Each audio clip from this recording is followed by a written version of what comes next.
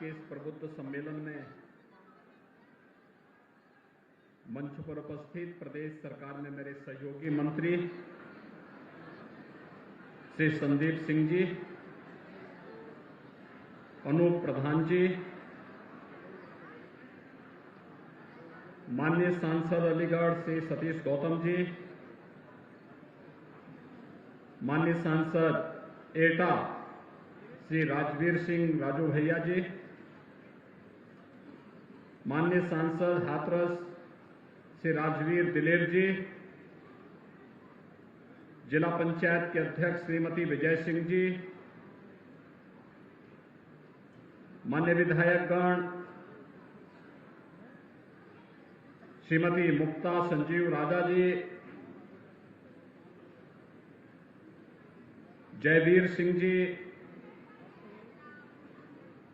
अनिल परासर जी, रविंद्रपाल सिंह जी, विधान परिषद के माननीय सदस्य श्री मानवेंद्र सिंह जी, ऋषिपाल सिंह जी, श्री चंद शर्मा जी, महानगर के अध्यक्ष श्री विवेक सारस्वत जी, भारतीय जनता पार्टी के राष्ट्रीय कार्यालय के सचिव श्री आरपी सिंह जी, प्रमोद गुप्ता जी, पूर्व विधायक श्री संजीव राजा जी और आज के इस प्रबुद्ध सम्मेलन में उपस्थित अलीगढ़ के मेरे सभी प्रबुद्ध जन, उपस्थित भाइयों बहनों, विभिन्न संगठनों, Indian medical association, chamber of industries, chamber of commerce, bar association, विभिन्न शिक्षक संगठनों से जुड़े हुए सभी पदाधिकारी और समाज जीवन में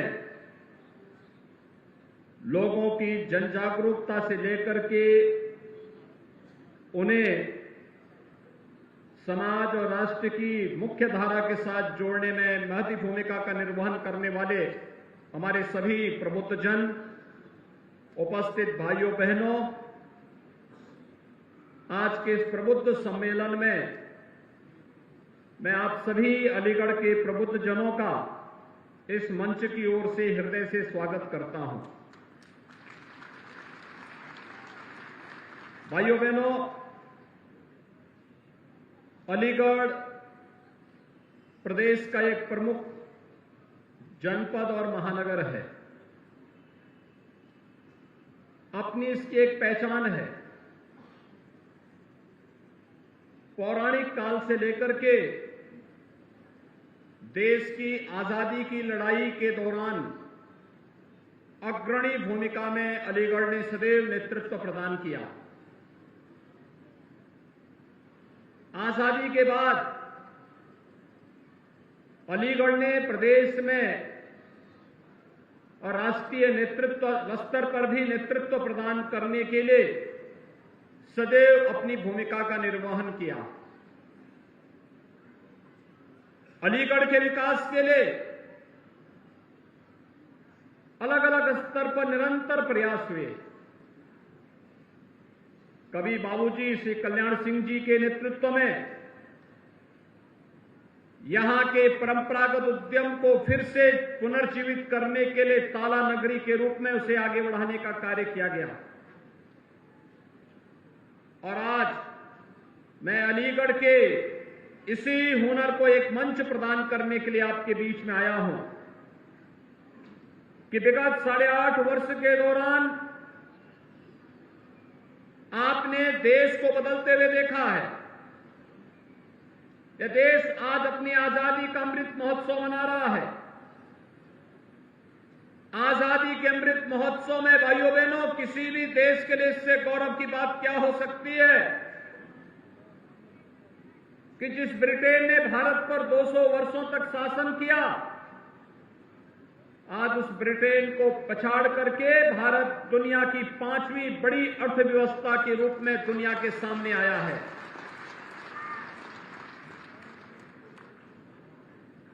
दुनिया के वे 20 बड़े देश जिनका दुनिया के 80% संसाधनों पर अधिकार है, G20 के नाम पर वे जाने जाते हैं और G20 के उन देशों का अगले 1 वर्ष तक अध्यक्षता प्रधानमंत्री मोदी जी के नेतृत्व में भारत करेगा। ये भारत की आजादी के अमृत महोत्सव में वैश्विक स्तर पर भारत की बढ़ती हुई प्रतिष्ठा का प्रमाण है। और विगत 8.5 वर्ष के दौरान बदलते हुए भारत को जीवन के प्रत्येक क्षेत्र में कार्य करने वाले नागरिकों के जीवन में हो रहे परिवर्तन को हम सबने नजदीक से अनुभव किया है। सबका साथ, सबका विकास केवल एक नारा नहीं, बल्कि भारत की एक हकीकत बनी है। हर व्यक्ति के जीवन में परिवर्तन का कारक बना है। एक एक योजना व्यक्ति के स्वावलंबन से लेकर के उसके सम्मान का प्रतीक बनी है। और आज इन्हीं सब बातों को लेकर के कि जो लोग जातिवाद के नाम पर, क्षेत्र, मत और मजहब के आधार पर सामाजिक ताने बाने को छिन्न भिन्न करते थे,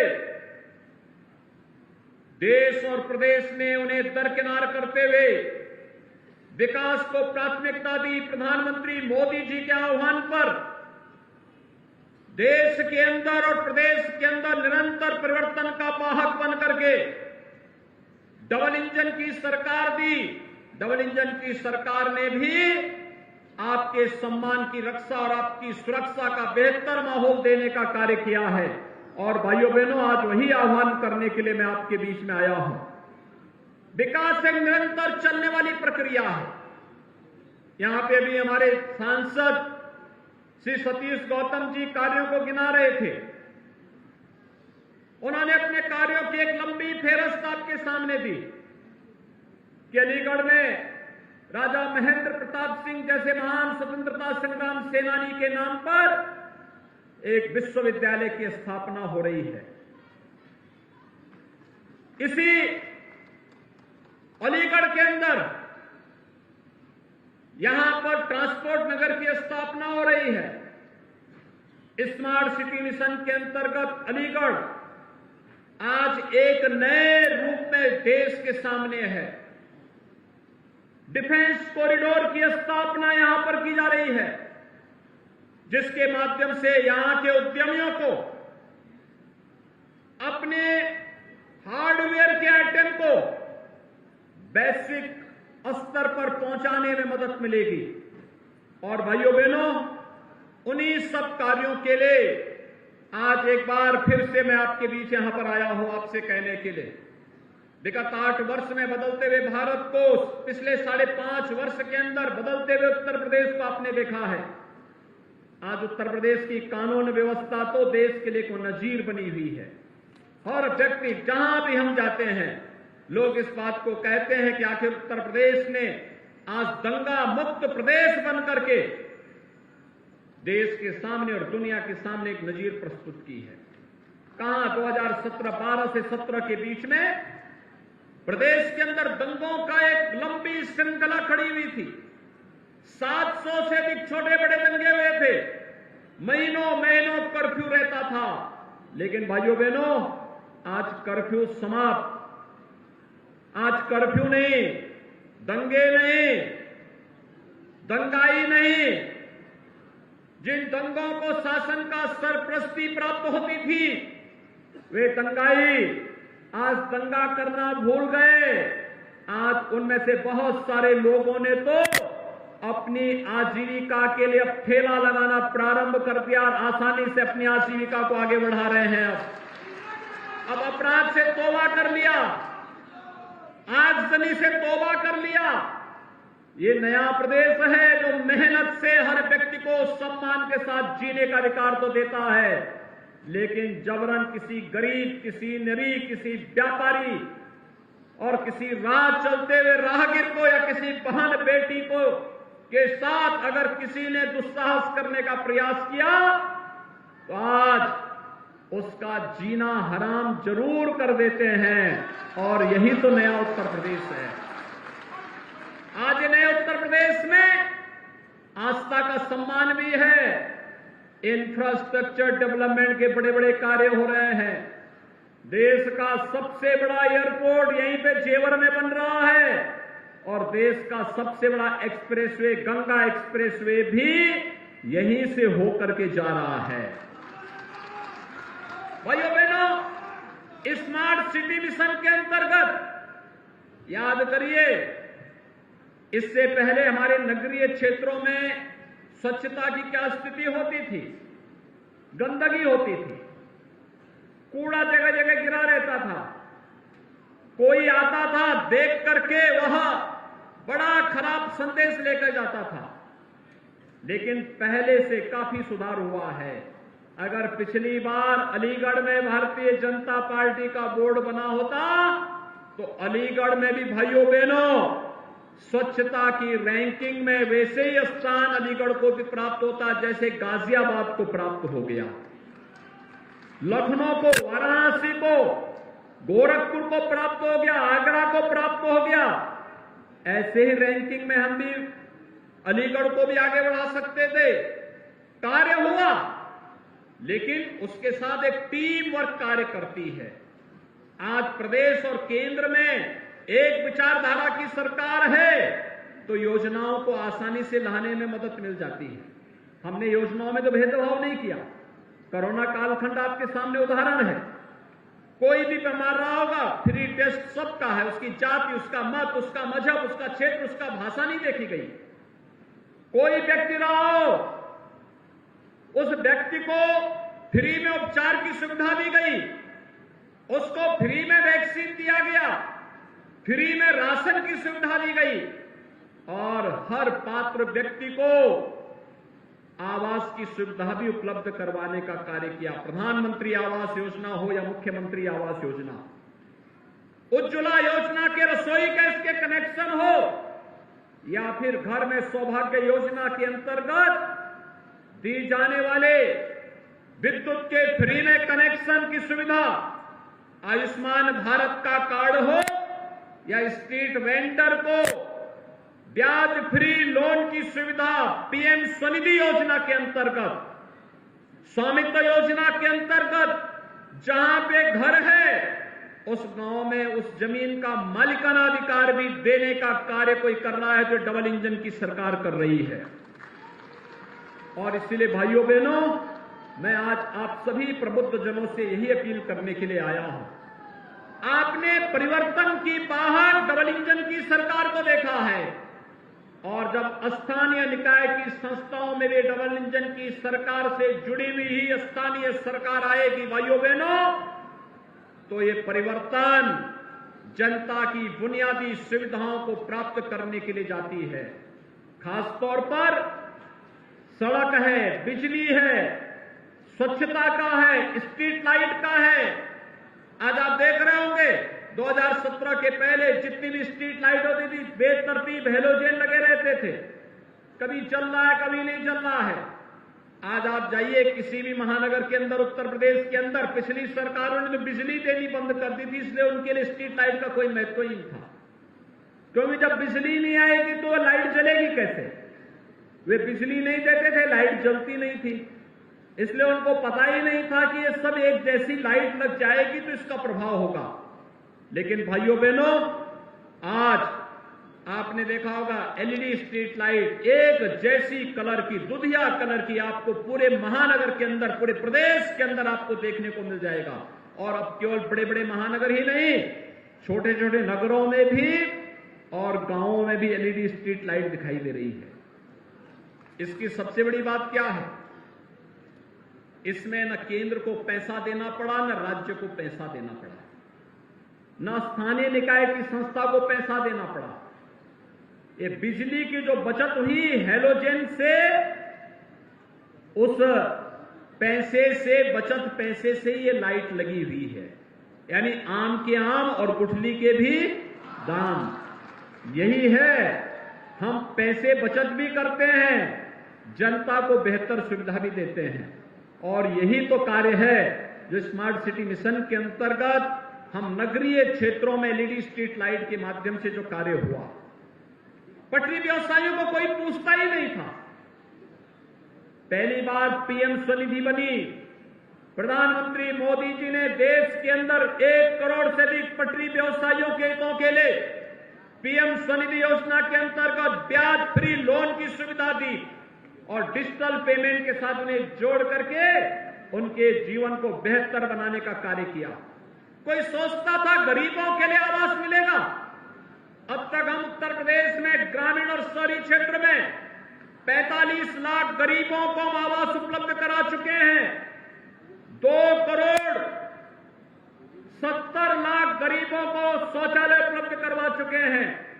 और भाइयों बहनों, अभी आपने कल परसों पढ़ा होगा, 8,62,000 से अधिक आवास फिर से आ गए हैं, जिसे हम गरीबों को वितरण करने जा रहे हैं। यानी हर गरीब को सिर ढकने के लिए छत उपलब्ध कराने का पुख्ता व्यवस्था ये भी किया गया है। 2 करोड़ युवाओं के लिए स्मार्टफोन और टैबलेट उपलब्ध करवाए जा रहे हैं। ये नौजवानों को उत्तर प्रदेश के केवल सिटी ही स्मार्ट नहीं होगी, हमारा युवा भी स्मार्ट होगा और उस युवा स्मार्ट नौजवान के लिए टैबलेट और स्मार्टफोन की व्यवस्था के साथ साथ उसके कैरियर काउंसलिंग के लिए भी व्यवस्थाएं की जा रही हैं। अभ्युदय कोचिंग की व्यवस्था हर एक जनपद के अंदर फ्री में, और इस बार तो अभ्युदय कोचिंग में उत्तर प्रदेश पीसीएस की जो परीक्षा संपन्न हुई उसमें 43 नौजवान केवल अभ्युदय कोचिंग में जिन्होंने कोचिंग की थी वहां से वो उनका सिलेक्शन हो गया। यानी आप देख रहे होंगे आज नौकरी के लिए सिपाही खानदान वसूली के लिए नहीं आ सकता है, नहीं तो पूरा खानदान महाभारत के सभी रिश्ते निकल पड़ते थे। कहीं चाचा जाता था, कहीं भतीजा जाता था, कहीं कोई और जाता था और पूरे प्रदेश में नौकरी के नाम पर वसूली करते थे। आज भाइयों बहनों, उनकी छुट्टी। आज तो प्रदेश के नौजवान को, उत्तर प्रदेश के नौजवान को नौकरी के लिए परेशान नहीं होना पड़ता है। 5 लाख नौजवानों को सरकारी नौकरी दे चुके हैं। 1 करोड़ 61 लाख नौजवानों को प्रदेश के अंदर सुरक्षा और कानून व्यवस्था की बेहतर स्थिति के माध्यम से जो निवेश हुआ है उसके माध्यम से नौकरी और रोजगार उपलब्ध कराया गया है। और बैंकों के साथ तालमेल करके 60 लाख नौजवानों और उद्यमियों को हमने प्रदेश के अंदर स्वतः रोजगार के साथ जोड़ने का काम भी किया है। ये निरंतर चल रहा है। मिशन रोजगार के अंतर्गत प्रधानमंत्री मोदी जी ने अभी परसों 71,000 नौजवानों को सरकारी नौकरी के कार्ड नियुक्ति पत्र वितरित किए। 10 लाख नौजवानों का अग्निवीर के रूप में भर्ती की प्रक्रिया चालू हो चुकी है। 10 लाख नौजवानों को अन्य सरकारी नौकरी भारत सरकार देने जा रही है। अब भेदभाव नहीं, हर नौजवान को उसकी योग्यता और क्षमता के अनुरूप नौकरी देने की कार्रवाई को आगे बढ़ाया जा रहा है। और अलीगढ़ में तो इतना पोटेंशियल है, जेवर एयरपोर्ट बनेगा, ये लॉजिस्टिक हब और ट्रांसपोर्ट हब, ये आसपास का क्षेत्र बनेगा। लाखों नौजवानों को नौकरी वाला तो ये क्षेत्र अकेले बन जाएगा, लाखों नौजवानों के लिए। उसके लिए तैयारी करें और इसीलिए आज मैं आपके पास आया हूं। हम लोगों ने फरवरी में एक बड़े विराट इन्वेस्टर समिट के आयोजन को लखनऊ में आयोजित करने के लिए तैयारी प्रारंभ की है। हमारी टीमें जा रही हैं, हम उसका पोर्टल लॉन्च कर चुके हैं, कार्यक्रम की घोषणा कर चुके हैं। हमारे लिए कोई व्यक्ति निवेश करता, वह स्कूल में हो, हॉस्पिटल में हो, कन्वेंशन सेंटर में हो, उद्योग लगाने को लेकर के हो, कहीं भी वह निवेश करता है, किसी भी कार्य में करता है, हमारे लिए वह स्वागत योग्य है। हम उसको भी सुरक्षा देंगे, उसकी पूंजी की सुरक्षा भी देंगे और भ्रष्टाचार मुक्त व्यवस्था के माध्यम से जिस प्रकार से अपराध और अपराधियों के प्रति जीरो टॉलरेंस है, वैसे ही प्रदेश में भाइयों बहनों आज के दिन पर भ्रष्टाचार और भ्रष्टाचारियों के प्रति जीरो टॉलरेंस की नीति के तहत सरकार कार्य कर रही है और उसी के लिए मैं आह्वान करने के लिए आया हूं। एक, सभी उद्यमी, सभी व्यापारी, सभी चिकित्सक, जीवन के किसी भी क्षेत्र में कार्य करने वाला कोई व्यक्ति वह निवेश के उस अनुकूल वातावरण को अपने जनपद में बनाने की तैयारी करें। अलीगढ़ में हार्डवेयर के लिए विख्यात है। इतना अच्छा हार्डवेयर का कार्य यहां पर है, केवल ताला ही नहीं बल्कि अब तो डिफेंस कॉरिडोर का एक नोड यहां बन रहा है। यहां के स्किल को देखते हुए कि यहां पर हम बड़े से बड़े सेना से जुड़े हुए किसी भी प्रकार के आयुध के लिए भी उस प्रकार के आइटम अकेले अलीगढ़ बनाने की क्षमता रखता है और उसके लिए उस प्रकार के ट्रेनिंग सेंटर को बनाने के लिए, स्किल डेवलपमेंट के सेंटर को विकसित करने के लिए या उस प्रकार के उद्यम को यहां पे लगाने के लिए आज आप सबको अपनी तैयारी करनी पड़ेगी। हम लोगों ने यहां पे जो राजा महेंद्र प्रताप सिंह विश्वविद्यालय बना रहे हैं उसका सत्र यद्यपि प्रारंभ हो गया, लेकिन विश्वविद्यालय जब अपने भवन में जाएगा इस वर्ष के अंत में, तो भाइयों बहनों मैं आपका आह्वान करूंगा कि विश्वविद्यालय में हम डिफेंस स्टडीज का भी एक अलग से कोर्स पाठ्यक्रम वहां पे प्रारंभ करने जा रहे हैं और इसीलिए मैं आपसे आह्वान करूंगा कि हम लोग अभी से अपने आप को तैयार करें और इसके लिए आवश्यक होगा, आपने केंद्र और राज्य सरकार को देखा है, स्थानीय निकाय संस्थाओं में भी जनता की बुनियादी सुविधाओं के लिए अगर हम व्यवसाय के लिए सुगमता के लिए अच्छी कानून व्यवस्था दे रहे हैं, हमने वहां पर निवेश मित्र पोर्टल दे दिया है, इंसेंटिव के लिए भी हमने एक पोर्टल बना दिया है, तो भाइयों बहनों हर व्यक्ति के जीवन में बुनियादी सुविधाओं से उसे आच्छादित करने के लिए, ईज ऑफ लिविंग के लक्ष्य को प्राप्त करने के लिए भी हम लोगों को प्रयास करना चाहिए और इसके लिए राज्य और केंद्र की सरकार के साथ जब स्थानीय निकाय की संस्थाओं में उसी विचारधारा की स्थानीय बोर्ड गठित होगा तो भाइयों बहनों इसे प्राप्त करने में और प्रदान करने में भी और आसानी हो सकती है और इसी के लिए आह्वान करने के लिए आज मैं अलीगढ़ में आया हूं। मुझे पूरा विश्वास है कि 1 महीने पहले तो मैं आया ही था, लेकिन प्रबुद्ध जनों के साथ सीधे संवाद हो सके इसके लिए आपका आह्वान करने के लिए मैं आया हूं कि आप सभी लोग मिलकर के इन सभी संस्थाओं के कार्यक्रमों को और आसान बनाने के लिए अपने स्तर पर प्रयास करें। आज यहां पर लगभग 76 करोड़ रुपए की कुछ परियोजनाओं का लोकार्पण और शिलान्यास का कार्यक्रम भी संपन्न हुआ है। मैं इसके लिए अलीगढ़ वासियों को हृदय से बधाई देता हूं, जनप्रतिनिधियों को धन्यवाद देता हूं कि उनके प्रयास से सभी कार्यक्रम आगे बढ़ रहे हैं। मैं एक बार फिर से आज के प्रबुद्ध सम्मेलन में अलीगढ़ के सभी प्रबुद्ध जनों का अभिनंदन करते हुए उनका आह्वान करूंगा कि वे डबल इंजन सरकार के इस विजन को और इस मिशन को आम जन तक पहुंचाने में अपना योगदान दें और अलीगढ़ को विकास के एक नए उभरते हुए गंतव्य के रूप में देश के सामने प्रस्तुत करने में अपना योगदान दें। इस विश्वास के साथ इस प्रबुद्ध सम्मेलन में मैं आप सबके प्रति अपनी शुभकामनाएं देता हूं। धन्यवाद। जय हिंद। बहुत बहुत धन्यवाद माननीय मुख्यमंत्री महोदय। मैं राजवीर सिंह दिलेर सांसद हाथरस से आग्रह करूंगा कि ये ODOS एक जनपद एक उत्पाद के तहत ये